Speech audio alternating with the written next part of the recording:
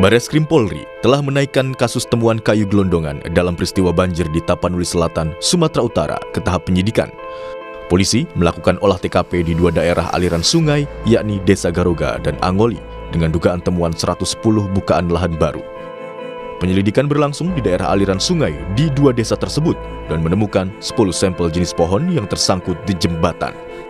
Dari 110 pembukaan lahan yang diperoleh melalui citra satelit, polisi baru mencapai 4 lokasi pembukaan lahan baru. Kami sedang memastikan bahwa bukaan itu apakah berizin atau tidak. Kami baru selesaikan 6 kilo ke atas, sampai 8 kilo ke atas kita temukan 4 bukaan. Kemudian di dalam proses penyidikan itu kami akan melakukan penyitaan, pemeriksaan saksi, kemudian ahli membawa barang bukti itu ke lab, kemudian mencocokkan ke 110 bukaan tadi. 110 bukaan itu ada perorangan, kemudian ada korporasi. Yang terkait dengan korporasi berarti pertanggungjawabannya nanti korporasi, kalau memang perorangan juga tentunya pertanggungjawabannya perorangan.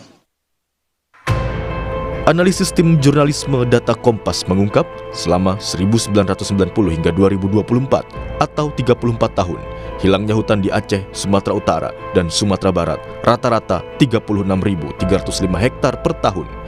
Jika dikonversikan, ditemukan angka sekitar 99,46 hektar hutan yang hilang per hari. Tahun 1990, data dari laman pemetaan Map Biomas Indonesia menunjukkan masih ada 9,49 juta hektar hutan. Tahun 2024 berkurang menjadi 8,26 juta hektar. Penyusutan area hutan tertinggi terjadi di Sumatera Utara, yakni 500.404 hektar. Adapun penyusutan hutan di Aceh 379.309 hektar dan Sumatera Barat 354.651 hektar.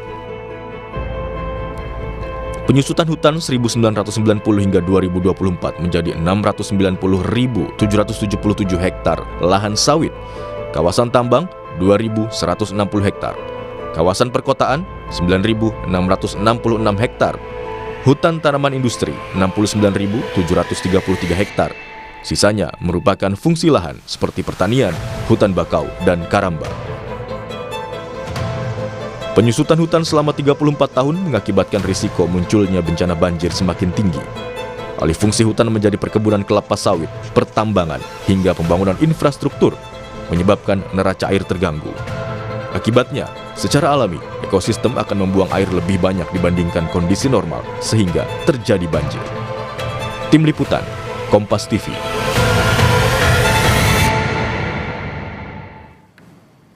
Analisis tim jurnalisme data Kompas mengungkap selama 1990 hingga 2024 atau 34 tahun, hilangnya hutan di Aceh, Sumatera Utara, dan Sumatera Barat rata-rata 36.305 hektar per tahun. Jika dikonversikan, ditemukan angka sekitar 99,46 hektar hutan yang hilang setiap harinya. Angka ini setara dengan hilangnya 139 lapangan sepak bola berstandar FIFA setiap harinya. Kemudian siapa saja yang terlibat dan untuk apa saja alih fungsi hutan tersebut? Kita akan membahasnya bersama dengan tim jurnalisme data harian Kompas, Albertus Krisna, serta manajer kampanye hutan dan kebun walhi Uli Arta Siagian yang ada di studio. Mas Krisna, selamat pagi. Selamat pagi Mas Bre. Ya, sehat Mas ya? Sehat selalu. Yang nggak sehat hutan kita ya? Wah, betul. Kemudian kalau dari daring sudah ada Mbak Uli Arta juga. Selamat pagi Mbak Uli. Halo, selamat pagi. Ya. Selamat pagi Mas. Baik, ini yang kemudian kemarin pembaca harian Kompas dan juga kami sebagai jurnalis Kompas TV juga ini melihat datanya luar biasa Mas. Kita lihat di harian Kompas kemarin, setiap hari loh, ini 100 hektar hutan hilang setiap hari.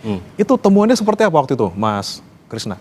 Ya, jadi sebenarnya kami berangkat dari keprihatinan ya, bahwa bencana ini sebenarnya sangat parah, cuman untuk melihat sebarannya ada di mana aja, waktu itu di sumber data lain itu belum ada. Ya, kemudian kami berusaha untuk mengumpulkan data dari BNPB untuk melihat sebenarnya sebarannya di mana aja sih. Di Aceh ada di mana, di Sumatera Utara ada di mana, di Sumatera Barat ada di mana. Setelah kita petakan, baru ketahuan, oh ternyata kebanyakan ada di daerah hulu, dari sungai begitu ya. Dalam kondisi itu kemudian kami tergelitik sebenarnya apa sih penyebabnya. Nah kebetulan kita menemukan data yang cukup bagus di Map Biomas Indonesia itu, bahwa di situ datanya cukup lengkap dari tahun 90 sampai 2024 per tahun ada terkait dengan tutupan lahan. Sehingga kami mencoba untuk kita lihat dulu tahun 2024 itu seperti apa. Nah, sebenarnya berangkat dari peta yang disajikan dalam harian Kompas hari kemarin, tahun 2024, kami pun juga tercengang ternyata, hutannya tinggal sedikit ya sepertinya ya. Kebanyakan warna kuning, kalau pemirsa lihat juga itu kan kuning, lebih banyak ke perkebunan kelapa sawit ya. Dari itu kemudian kami mencoba untuk sebenarnya kalau dibandingkan dengan beberapa tahun lalu, perubahannya sebesar apa ya. Makanya kemudian kita mencoba mengolahnya dan ketemu bahwa berkurangnya 1,2 juta hektar itu sangat besar sekali, bahkan hampir 2 kali Pulau Dewata atau Bali ya, karena Bali kan 500.000 hektar satu pulau itu. Jadi ya udah kami coba untuk menganalisis beberapa hal yang lain juga. Oke. Dan itu paling banyak itu kenapa tuh Mas? Karena ditebang untuk tambang atau sawit atau apa sih sebenarnya? Nah, kalau dari data temuan kami dari 1,2 juta itu ya, itu mayoritas seluas 691 hektar itu memang berubahnya menjadi kebun sawit. 691.000 hektar tuh ya? Itu menjadi hutan sawit, kemudian dilanjutkan oleh pertanian lainnya, itu berarti pertanian selain padi, jadi bisa hortikultura atau ladang-ladangan, itu sampai 435.000 hektar. Dan ada juga HTI ini khususnya perkebunan pulp ya, atau kayu kertas, itu sampai 69,7 ribu hektar. Dan tapi beberapa ada juga soal tambang juga di sana Mas? tambang ya, ada. Okay. Tambang sampai 2.160 hektar. Tersebar di 3 provinsi ya. Ada di 3 provinsi, tadi ratusan ribu hektar untuk lahan sawit, bahkan sampai 691.000 gitu ya Mas ya, hampir setengahnya ya untuk sawit mayoritas. semua. Nah ini kemudian yang pengen saya tanyakan juga ke Mbak Uli nih. Mbak Uli, ini sudah jelas nih ya dari teman-teman harian Kompas ini menemukan bahwa sebagian besar yang hilang ini hutan kita karena alih fungsi menjadi lahan sawit gitu ya. Ada juga soal tambang gitu ya. Kemudian kalau Mbak Uli dari Walhi sendiri menemukannya sama nggak Mbak?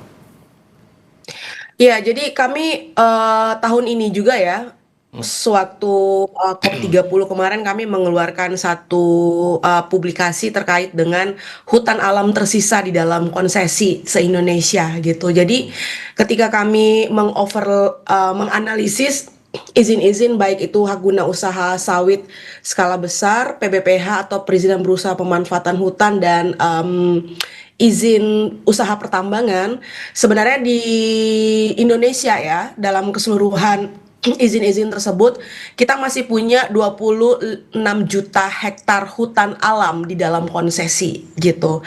Dan menurut pemerintah ini legal ya untuk diubah fungsinya karena mereka punya izin gitu ya.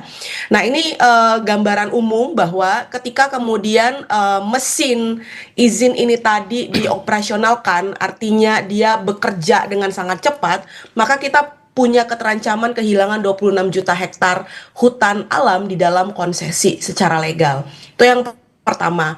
Nah, yang kedua, ketika kami melakukan analisis per pulaunya, Mas, kami melihat bahwa memang Sumatera ini adalah pulau yang paling tinggi tekanan izinnya. Jadi ada sebesar 43,6% ya di Pulau Sumatera itu sudah dibebani oleh izin gitu. Dan ketika dilihat itu nggak bisa dilepaskan dari sejarah panjang ekspansi sawit dan HTI. Nah, kalau kita lihat pembagian waktu ya yang kemudian teman-teman Kompas buat, artinya dari tahun 90 sampai 2024, kalau kita lihat tren izin kita atau tren bisnis di negara ini, tahun 90 itu kan emang masif pemberian izin logging gitu ya. Jadi memang pada saat itu banyak hutan-hutan kita memang diberikan izin untuk logging, diambil kayunya, lalu pasca itu masuklah rezim sawit atau rezim hutan tanaman industri atau kebun kayu gitu. Nah, sehingga pada saat sekarang kita bisa melihat bahwa izin yang paling masif di Sumatera itu ya izin sawit dan izin hutan tanaman industri gitu dan logging, dan itu terkonfirmasi melalui analisis yang dilakukan oleh teman-teman Kompas. Kalau kita ngelihat titik-titik bencana banjir ya di peta yang teman-teman buat itu, kan hampir sebagian besar itu berada satu selain di wilayah hulu, dua wilayah yang sudah diubah menjadi konsesi ya. Tadi di atas bagian atas yang kuning tuh konsesi sawit gitu. Dan kalau misalnya kita ngelihat peta tubuh Sumatera itu, hutan-hutan tersisa kita itu semuanya berada di Bukit Barisan, tersisa. Hutan tersisa kita itu berada di punggungan Bukit Barisan yang menjadi tulang punggung Pulau Sumatera. Nah, kalau kemudian tadi mesin-mesin konsesi ini dipercepat aktivasinya gitu ya, maka kita akan jauh kehilangan hutan alam lebih besar lagi gitu ya ke depannya. Gitu, Mas. Baik, berarti temuannya juga paling tidak mirip ya Mas. Berarti ada banyak sekali memang izin yang diberikan untuk bagaimana membabat hutan kita, terutama untuk tadi sawit dan juga untuk HTI gitu. Nah, saya mau ke Mas. Dan itu secara legal ya. Saya mau highlight itu secara Izin legal. dari pemerintah gitu ya, tidak ini belum yang ilegal loh ya, masih yang legal. Kita nggak bicara yang ilegal gitu. Nah, nih Mas Krisna, Anda melihat dengan adanya banyak hutan kita yang lenyap gitu ya, hampir 1,2 juta hektar selama 34 tahun. Ini juga linear dengan jumlah bencana kejadian yang di Sumatera meningkat. Seperti apa Mas? Jadi kami juga mengumpulkan data dari BNPB dari tahun 2008 hingga 2015 terakhir. Kita melihat bahwa ternyata jumlah bencana, khususnya bencana hidrometeorologi ya, itu terus menaik. Jadi kalau tahun 2008 hingga 2013, ini khusus di 3 provinsi ini ya, ini ada 780 bencana. 780 bencana di 3 provinsi. 3 provinsi. Kemudian tahun 2014 ke 2019 itu naik menjadi 882. Dan terakhir di tahun 2020 dan sampai 2025 itu meningkat tajam sampai 4.779 bencana. Jadi sangat eksponensial naiknya. Oke, bahkan yang terakhir ya Mas, 2019 sampai 2024 ini naik 5 kali lipat kali ya? 5 kali lipat dari 5 tahun sebelumnya juga. Oke, ini yang paling kelihatan nih Mbak Uli. Kita merasakan langsung di 2 pekan lalu gitu ya, bagaimana semasif itu terjadi di 3 provinsi. Nah, kemudian kalau temuan dari Walhi sendiri, Mbak Uli, terkait dengan siapa sih dalang dari perusahaan-perusahaan ataupun misalnya ada pihak perorangan, ini seperti apa Mbak? Walaupun mereka punya izin legal seperti itu, ada nggak datanya? Ya, kalau tadi kita berangkat dari izin legal ya, kalau tadi kita sepakat bahwa berbagai bentuk izin yang kemudian melahap hutan-hutan kita di Sumatera, bahkan mungkin bukan hanya Sumatera tapi pulau-pulau lain. Kalau kita lihat proporsionalnya dia izin di sektor kehutanan ya, dan itu memang didominasi oleh grup-grup besar. Kita tahu grup-grup besar pemain bisnis di sektor kehutanan gitu ya. Terus kemudian juga grup-grup besar di sektor sawit. Kalau Sumatera itu sebenarnya pemainnya tuh nggak terlalu banyak ya. Perusahaannya bisa banyak, tapi mereka terafiliasi hanya pada satu grup besar gitu ya. Nah, lalu kemudian juga tambang begitu. Kan ini adalah gambaran model perizinan di Indonesia sebenarnya. Kita punya hampir 18.000 izin sebenarnya ya. 18.000 lebih izin se-Indonesia, baik itu izin usaha pertambangan, hak guna usaha untuk perkebunan sawit dan PBPH gitu. Perusahaannya banyak, tetapi kalau misalnya kita pakai pendekatan grouping, sebenarnya hanya ada 10 besar grup aja yang kemudian menguasai izin-izin kita. Kami pernah membuat satu publikasi yang berjudul Indonesia Tanah Air Siapa, dan mungkin nanti teman-teman bisa download di websitenya Walhi gitu ya. Dan ketika misalnya kita cek untuk untuk bisnis sawit saja gitu ya, ada sekitar 10 grup besar pemain sawit kita gitu. Mulai dari misalnya PTPN gitu ya, terus kemudian Sam Darby, RGE, AAL, Sinarmas dan lain sebagainya. Itu adalah 10 daftar grup besar yang menguasai sebenarnya bisnis kita di sektor sawit. Di PBPH sektor kehutanan juga sama, di tambang juga sama. Lebih lengkapnya sebenarnya nanti bisa dilihat di laporan yang kami publikasi 3 tahun yang lalu gitu. Jadi itu bisa jelas dilihat grup-grup besar pemain di sektor tambang, PBPH dan juga hak guna usaha gitu. Dan Sumatera juga sama gitu ya. Oke, Mbak Uli, tapi kalau dari grup-grup besar tadi yang Anda sebutkan gitu ya, yang punya izin legal sebenarnya untuk bisa memanfaatkan dalam tanda kutip hutan kita, ini mereka sudah sesuai dengan perjanjian awal ataupun mereka melanggar nggak sih, Mbak? Atau mereka tetap dari koridornya, tapi ya tetap hutan kita dibabat-babat luar biasa juga gitu?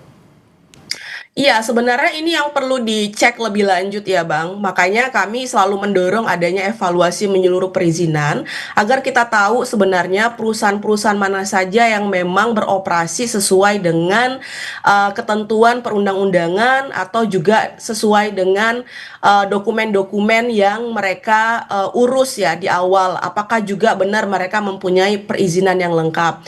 Karena banyak misalnya di beberapa temuan kami hampir di seluruh Indonesia ada terjadi pembukaan lahan secara ilegal. Yang saya maksud misalnya contoh ya, misal satu perusahaan A itu diberi izin konsesi misalnya seluas 3.000 hektar. Tetapi di lapangan mereka membuka sampai 3.500 atau bahkan sampai 4.000. Nah, pertanyaannya 500 sampai 1.000 hektar itu terkategorisasi sebagai ilegal dan apa yang kemudian dilakukan oleh pemerintah dalam konteks itu gitu. Nah, itu yang kemudian kita dorong bahwa penegakan hukum yang kuat itu harus dilakukan oleh pemerintah gitu ya, oleh pengurus negara, dan itu hanya bisa dilakukan kalau kita melakukan evaluasi menyeluruh terhadap perizinan yang ada. Karena hanya dengan itulah kita tahu perusahaan-perusahaan mana saja nih yang memang benar-benar ngejalankan bisnisnya sesuai dengan ketentuan perundang-undangan, sesuai dengan rancangan awal mereka dan lain sebagainya gitu. Nah, sebelum saya ke Mas Krisna, saya mau tanya lagi Mbak Uli, kalau untuk di daerah sendiri, ini kan Bupati ada yang bilang bahwa mereka nggak bisa campur tangan soal izin yang dimiliki oleh perusahaan. Ini kalau untuk izin sebenarnya memang sepenuhnya ada di pemerintah pusat atau pemerintah daerah sebenarnya juga bisa punya andil di sana? Ya, saya mau bagi-bagi dulu ya. Memang pasca Undang-Undang Cipta Kerja semua semua ketentuan perizinan baik itu pemberian maupun evaluasi dan pencabutan itu ada di kementerian ya, karena semua otoritasnya dikembalikan ke kementerian. Tetapi daerah itu tetap punya kewenangan untuk mengeluarkan persetujuan teknis dan juga izin lokasi gitu. Artinya satu, pemerintah daerah itu sebenarnya pada satu batasan tertentu mereka punya kewenangan untuk tidak memberikan persetujuan teknis dan izin lokasi. Itu pertama. Yang kedua, sebagai pemangku kelola wilayah paling bawah, menurut saya juga tidak bisa dilepaskan peran mereka untuk melakukan pemantauan, evaluasi, dan lain sebagainya. Contoh misalnya untuk hak guna usaha perkebunan sawit ya, bisnis sawit. Oke, HGU itu kewenangannya ada di ATR BPN gitu. Tetapi misalnya izin usaha perkebunan budidayanya itu ada di daerah gitu. Dan satu perusahaan itu dia nggak bisa beroperasi kalau kemudian dia tidak punya izin usaha perkebunan budidaya gitu. Jadi sebenarnya masih ada kewenangan-kewenangan tertentu yang ada di daerah, melekat di pemerintah daerah, dan itu bisa dipakai untuk melakukan evaluasi serta monitoring izin-izin ini gitu. Yang mau saya bilang adalah meskipun dia ditarik ke nasional, tetapi pemerintah daerah itu bisa memakai kewenangannya untuk melakukan perbaikan tata kelola, sekaligus juga bertanggung jawab ya atas dampak-dampak lingkungan yang juga terjadi di wilayah masing-masing gitu. Baik, berarti masih ada peran pemerintah daerah gitu ya, walaupun tidak sepenuhnya di pusat. Oke, Mas Krisna, ini kan lagi-lagi ini yang legal saja sudah luar biasa. Kita belum lihat lagi, evaluasi lagi mana yang kemudian ilegal, ada yang menyimpang. Nah, kalau dari temuan Mas Krisna sendiri di Harian Kompas, penyimpangan tata ruang dan juga wilayah ini seperti apa sih yang kemudian terjadi di wilayah Sumatera? Oke, jadi kami juga membandingkan tutupan lahan tahun 2024 dari Map Biomes tadi dengan rencana tata ruang provinsi di 3 provinsi. Untuk Aceh ini kan sebenarnya berlaku tahun 2013 sampai 2033, kemudian Sumatera Utara 2017 sampai 2037, dan Sumatera Barat itu 2012 sampai 2032. Jadi semua masih berlaku, dan Sebenarnya kalau kita hitung dari 3 RT RW provinsi itu sebenarnya lahan konservasi yang harus ditaati oleh pemerintah daerah itu 5,6 juta hektar. Namun dari hasil tumpang susun kami ini ada peruntukan yang ternyata di luar lahan konservasi itu sebesar 240.553 hektar. Dan atau itu kalau misalnya di persentase 4,4% ya. Kemudian paling banyak itu sebagai pertanian lain tadi, hortikultura atau pertanian selain padi itu 160 hektar, kemudian sawit 39 hektar, sawah dan juga HTI. Kemudian yang paling banyak melanggar ini di Sumatera Utara 16.000 hektar, di Sumatera Barat 56.000 hektar dan Aceh 32 hektar. Nah, ini menjadi menarik juga ketika kami mencoba mengolah data ya, Mas. Jadi ketika kami mengambil data RT RW ini kan sebenarnya dari data resmi pemerintah juga ada di laman kistaru.atrbpn.go.id. Jadi di sana sebenarnya RT RW setiap provinsi itu tersedia. Kami mencoba untuk mengambil data di sana dan mencoba mengekstrak menjadi peta vektor begitu.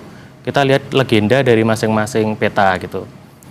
Nah, yang menjadi cukup sulit untuk membedakan ini ada beberapa provinsi, khususnya di Aceh dan Sumatera Utara ini, warna di peta itu sangat mirip. Jadi, dan sangat mirip ini bukan yang satu ini, contohnya di Aceh ya, ini warna hijau toska ini untuk hutan lindung, sementara warna hijau toska juga yang sangat mirip, itu diperuntukkan untuk hortikultura. Jadi sangat yang satu untuk konservasi, yang satu non konservasi. Jadi ketika mungkin pemerintah atau masyarakat mencoba untuk menaati peta yang dibuat oleh pemerintah tersebut, mungkin juga agak bimbang juga. Ini sebenarnya peruntukannya untuk hutan lindung atau hutan atau lahan non konservasi. Jadi memang kenapa tadi ketemuannya paling banyak justru lahan pertanian lain tadi yang paling banyak melanggar di RT RW. Kalau kami melihat barangkali karena kondisi itu, warna yang sangat mirip di peta peruntukan lahan yang ada di perda masing-masing kabupaten provinsi tersebut. Nyaru gitu ya antara Nyaru, yang nyaru hutan sekali. lindung sama dengan yang untuk industri. Betul. Nah, kalau kita lihat juga Mas Krisna terkait dengan paling banyak ini kan tadi katanya di Sumatera Utara gitu ya untuk pelanggarannya. Ini juga kalau tidak salah dari datanya Mas juga yang paling banyak hutan sawitnya yang dijadikan dijadikan sawit itu juga Sumatera Utara. Ini apa temuan lagi Mas yang kemudian menarik di provinsi ini? Ini kenapa sih di Sumatera Utara banyak banget gitu? Ya, memang di Sumatera Utara ini memang kalau kita lihat juga untuk peruntukan lahan konservasi ini juga kalau dibandingkan provinsi lain itu tidak seluas, justru paling sempit kalau kita lihat. Dan memang banyak peruntukan non hutan, khususnya perkebunan itu memang dari beberapa tahun yang lalu juga sudah ditetapkan untuk itu. Dan memang ketika itu dialih fungsikan menjadi sawit, beberapa lahan yang mungkin sangat berseberangan atau beririsan gitu dengan peruntukan kebun atau peruntukan non hutan konservasi itu di lapangan mungkin tidak terlalu ditaati ya.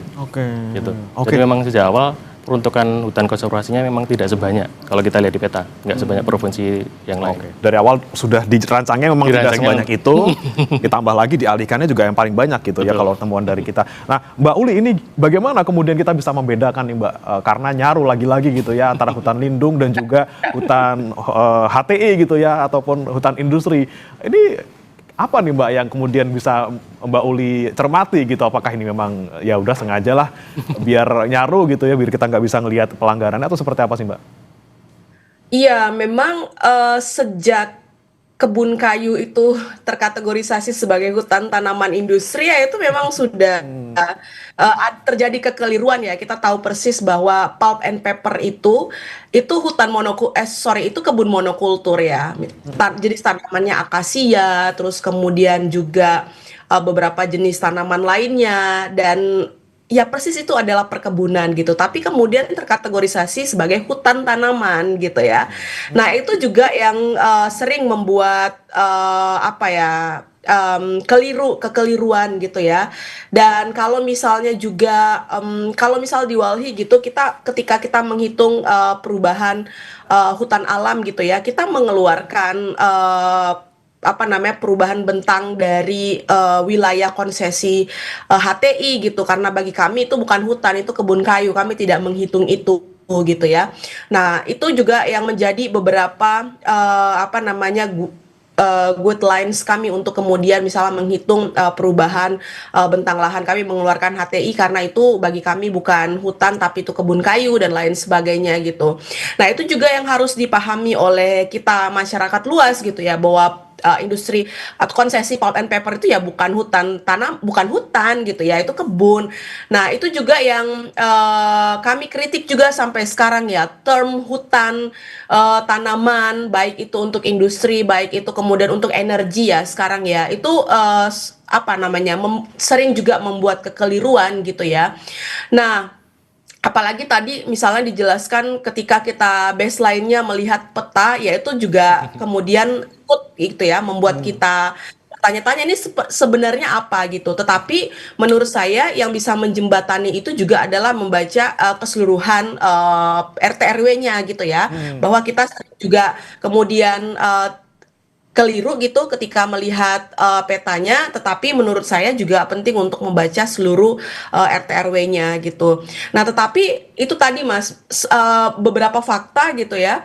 Mungkin juga banyak tanaman hortikultura yang tidak sesuai dengan peruntukan RT RW-nya, juga bukan karena mereka melanggar, tetapi memang juga ada proses-proses dalam penyusunan RT RW yang juga tidak maksimal gitu ya. Atau kemudian kenapa misalnya beberapa perkebunan monokultur dalam skala yang besar itu mudah sekali misalnya dikeluarkan gitu ya dari apa pengaturan RT RW yang sebelumnya misalnya mereka nggak boleh di sana gitu. Maksudnya itu bukan tanaman budidaya untuk monokultur dalam skala yang besar ya, karena memang proses perubahan RT RW selama 5 tahun itu semua bisa diubah di sana gitu ya. Sedangkan misalnya masyarakat biasa yang tidak punya akses lebih misalnya terhadap usulan-usulan perubahan RT RW ya, mereka tertinggal dalam proses itu gitu. Tetapi misalnya beberapa kelompok yang punya akses jauh lebih dekat dengan proses-proses perubahan RT RW ya, mereka bisa masuk ke sana dalam kepentingan mereka dan bisa mengubah RT RW. Itu yang juga sering kami lihat. Jadi perubahan RT RW selama 5 tahun itu juga sering ditunggangi oleh kepentingan-kepentingan beberapa kelompok untuk mengotak-atik peruntukan di dalam RT RW gitu, agar misalnya mereka yang tadinya ilegal menjadi legal gitu. Itu juga temuan-temuan yang sering kami temukan gitu. Oke, ini dia nih soal otak-atik nih, saya juga mau tanya ke Mbak Uli. Mbak Uli, ini sebenarnya kita tuh susahnya apa sih Mbak, kemudian kita kemudian menyelidiki siapa yang bertanggung jawab. Ini sepertinya semua pihak yang kemudian digadang-gadang bertanggung jawab ini semuanya pada diem gitu ya, kalau untuk perusahaan-perusahaan terutama. Ini apakah karena memang mereka punya izin legal lagi-lagi, atau karena memang ada relasi tertentu dengan pihak-pihak yang berkuasa?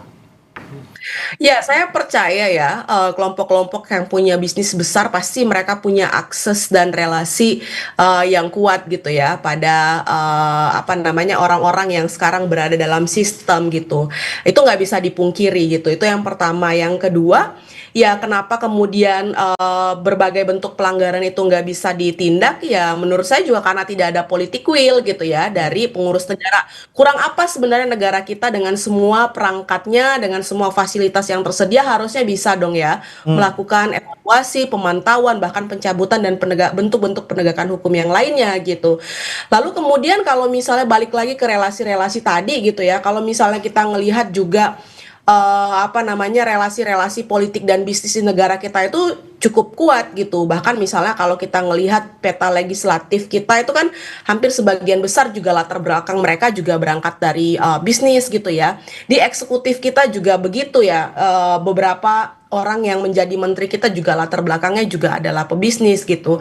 Pertanyaan saya, mungkinkah itu mempengaruhi proses-proses penegakan hukum kita yang lemah gitu ya, selain memang tadi politik will pengurus negara kita yang memang benar-benar tidak mau merombak atau memperbaiki semua proses-proses tata kelola kita yang buruk, dan kita mau gitu ya ada proses perbaikan dalam konteks tata kelola bisnis kita gitu. Itu juga menjadi pertanyaan besar kami, Mas. Oke, nah ini juga saya mau tanyakan ke Mas Krisna. Political will sepertinya kok kita belum lihat ada gitu ya kalau dari pemerintah. Kalau Mas Krisna sendiri menemukan nggak sih upaya-upaya pemerintah mungkin yang setelah kita kemarin bencana, kemudian bagaimana kemudian usaha ataupun upaya dari pemerintah gitu untuk kemudian bisa lagi-lagi soal izin, kemudian soal penanganan ataupun pencegahan ini seperti apa, Mas? Apakah ada juga nih upaya rehabilitasi yang juga Mas Krisna catat selama kurun waktu tadi 30 tahun ataupun yang baru-baru ini terjadi? Ya, kalau kita lihat dari keterangan Menteri Kehutanan memang sudah mulai dilakukan penegakan hukum ya bagi mereka yang melanggar kemudian merusak lahan di des kritis yang ada di Indonesia begitu. Kemudian ada beberapa pelaku kayaknya sudah mulai ditangkap juga, dan sebenarnya kalau dari Kementerian Kehutanan, dari Dirjen Kementerian Kehutanan juga disebutkan bahwa dalam beberapa tahun terakhir sudah ada reboisasi hutan. Memang dalam kalau kita lihat antara perbandingan luas lahan yang terdeforestasi dan direboisasi itu sangat jomplang sekali gitu. Jadi ya itu ibarat seperti catatan laporan bahwa ini kita sudah melakukan perbaikan, namun memang kalau dibandingkan dengan apa yang sudah rusak gitu kayaknya sangat jauh sekali. Nah ini dia nih Mbak Uli, lagi-lagi ini kan dari Kementerian Kehutanan, saya juga mengutip dari Mas Krisna dan juga beberapa media bahwa sudah ada nih rehabilitasi yang dilakukan gitu ya selama 2019 sampai 2024 gitu. Betul. Sudah ada 46.655 hektar ya. 46.000 gitu Mbak selama 5 tahun. Tapi kalau kita lihat kerusakan dari 2009 ya Mas ya, sampai 2024 ini kan sampai 1,2 juta hektar. Iya. Ini gimana gitu, dan apa yang kemudian harus kita lakukan paling cepat dan paling nyata gitu Mbak? Kalau untuk rehabilitasi kan kita butuh waktu juga untuk nunggu pohonnya tumbuh gitu. Seperti apa yang harusnya dilakukan sekarang? Iya, pertama memang kenapa rehabilitasi kita tidak maksimal ya karena memang proses rehabilitasi itu jauh lebih lambat dari proses penerbitan izin. Jadi izin itu diberikan dengan sangat cepat dan dalam skala yang luas, tetapi misalnya rehabilitasi itu kecil-kecil gitu ya dan juga lambat waktunya. Itu yang pertama. Kenapa kemudian dia tidak bisa menyeimbangkan kerusakan-kerusakan yang terjadi. Nah, yang kedua menurut kami juga yang harus dilakukan adalah kan sebenarnya korporasi itu diberikan melekat ya kewajiban untuk melakukan rehabilitasi terhadap wilayah tempat di mana mereka bekerja gitu ya. Bisa dalam konteks tambang ada kewajiban untuk reklamasi dan pasca tambang. Pertanyaannya apakah reklamasi dan pasca tambang itu dilakukan nggak oleh perusahaan gitu. Jadi sebenarnya beberapa undang-undang kita itu yang mengatur terkait dengan sektor masing-masing itu sudah cukup kuat gitu ya untuk meletakkan kewajiban dari pemegang izin untuk melakukan pemulihan dan perbaikan terhadap izin yang mereka kelola gitu.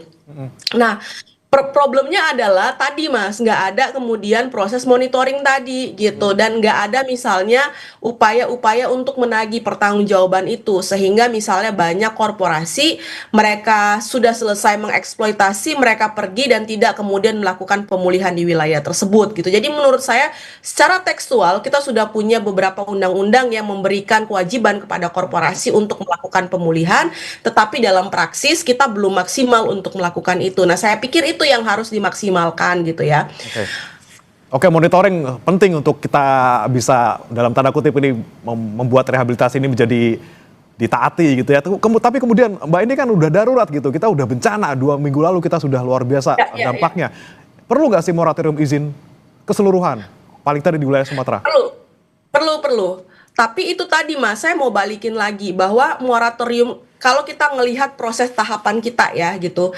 Jadi moratorium bagi kami moratorium permanen ya, karena hanya memberikan jeda saja itu tidak cukup. Bahwa sekarang kita sudah overload izin iya gitu. Jadi memang moratorium permanen izin-izin baru, dan hal-hal lainnya adalah tadi selain melakukan evaluasi tadi gitu ya, terus kemudian melakukan pencabutan izin misalnya jika itu diperlukan, karena misalnya beberapa izin-izin itu beroperasi di hulu das ya, kemudian di wilayah-wilayah yang rentan terhadap bencana gitu. Yang kedua misalnya ketika hasil evaluasinya itu merekomendasikan untuk melakukan penciutan terhadap luasan izin perusahaan, itu harus dilakukan gitu ya. Lalu kemudian menagih pertanggungjawaban korporasi untuk memulihkan wilayah tempat di mana mereka beraktivitas dan sudah mengeksploitasi sumber daya alam kita gitu ya. Dan yang terakhir adalah moratorium permanen izin gitu. Itu yang harus dilakukan kalau misalnya memang keselamatan rakyat dan keselamatan lingkungannya itu menjadi agenda utama bagi pengurus negara ini gitu. Oke, baik. Saya terakhir ke Mas Krisna. Mas Krisna punya pandangan juga nggak tentang apa yang seharusnya kita lakukan paling tidak untuk mengatasi darurat yang sekarang terjadi, untuk mengembalikan hutan kita agar tidak terjadi di kemudian hari lagi? Ya, memang kondisinya sudah terlanjur banyak yang berubah, tapi mungkin alangkah bagusnya kalau kami juga dapat informasi dari beberapa pengamat, memang bagusnya dalam mengelola hutan monokultur mungkin akan bagus juga dilakukan agroforestry ya. Jadi di dalam satu hutan yang tadinya mungkin satu jenis varietas tanaman bisa bervariasi juga pohon-pohon yang lain. Sehingga kemudian pengelolaan tanah pun juga masih tetap lestari dan cukup bagus untuk menyerap air ketika hujan dengan curah hujan sangat tinggi terjadi kayak kemarin. Karena sebenarnya salah satu daerah ini ada batas maksimal ya curah hujan yang harus bisa ditampung oleh tutupan lahan yang ada. Ketika itu melebihi sudah pasti akan melimpah, dan melimpah ketika penampang sungai tidak mencukupi akhirnya akan melimpah ke pemukiman, khususnya mereka yang sangat dekat dengan perairan sungai ya. Jadi memang harus ada modifikasi dalam tata kelola perkebunan. Oke, modifikasi tata kelola perkebunan juga kemudian penting untuk kita lakukan gitu ya, bagaimana caranya tidak terjadi lagi, dan juga lagi-lagi nih evaluasi izin, kemudian juga penegakan hukum untuk mereka yang terduga melanggar ini juga harus ditegakkan. Tapi lagi-lagi kalau kata Mbak Uli, political will-nya harus ada dulu ya. Kalau nggak ada political will gimana mau jalan gitu untuk perbaikan ini. Oke, terima kasih Mbak Uli Arta Siagian. Kemudian ini manajer kampanye hutan dan juga kebun walhi, dan juga ada Mas Albertus Krisna, tim jurnalisme data harian Kompas, sudah bergabung bersama kami di Sapa Indonesia Pagi. Selamat pagi semuanya. Selamat Terima pagi. kasih. Terima kasih. Saudara jangan beranjak, kami akan kembali dengan informasi lainnya. Kementerian Keuangan